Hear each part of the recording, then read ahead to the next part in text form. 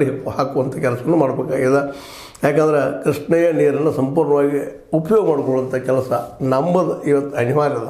ಯಾಕಂದರೆ ಉತ್ತರ ಕರ್ನಾಟಕ ಜನರಿಗೆ ಕೃಷ್ಣೆಯಿಂದ ಎಷ್ಟು ನೀರು ಸಿಗಬೇಕಾಯಿತು ಆ ಪ್ರಮಾಣದಲ್ಲಿ ಸಿಕ್ಕಿಲ್ಲ ಅನ್ನೋದು ಈಗಾಗಲೇ ಸ್ಪಷ್ಟ ಅಂತ ವಿಷಯ ಆಗ್ಯದ.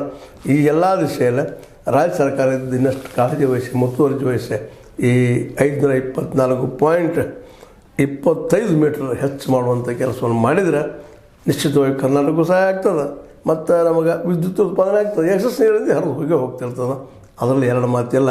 ಯಾಕಂದ್ರೆ ಕೃಷ್ಣೆ ಸಾಕಷ್ಟು ತನ್ನ ಒಡಲಲ್ಲಿ ನೀರನ್ನು ಇಟ್ಟುಕೊಂಡು ಮುಂದೆ ಸಾಗ್ತಾ ಬಂದಿದ್ದನ್ನು ನಾವು ಇತಿಹಾಸ ನಮ್ಮನ್ನು ಉಳಿದೀವಿ.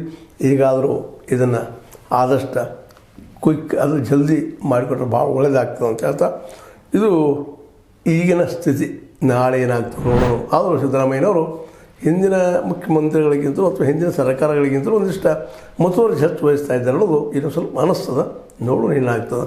ಒಟ್ಟಾರೆಯಾಗಿ ಇದು ಆಲಮಟ್ಟಿ ಎತ್ತರ ಆದಷ್ಟು ರಾಜ್ಯಕ್ಕೆ ನೀರು ಹೆಚ್ಚು ಸಿಗುವ ಸಾಧ್ಯತೆಗಳಿದ್ದಾವೆ. ನಮ್ಮ ನೀರು ಮತ್ತು ಹೆಚ್ಚಂದರೆ ಎಕ್ಸಸ್ ಅಲ್ಲ, ಇನ್ನೂ ಎಕ್ಸಸ್ ನೀರು ಮತ್ತೆ ಡಿವೈಡ್ ಮಾಡ್ಕೋಬೇಕಾಗ್ಯದ. ಹೆಚ್ಚಾದ ನೀರನ್ನು ಮತ್ತೆ ಪಾಲ ಮಾಡಬೇಕಾಗ್ಯದ.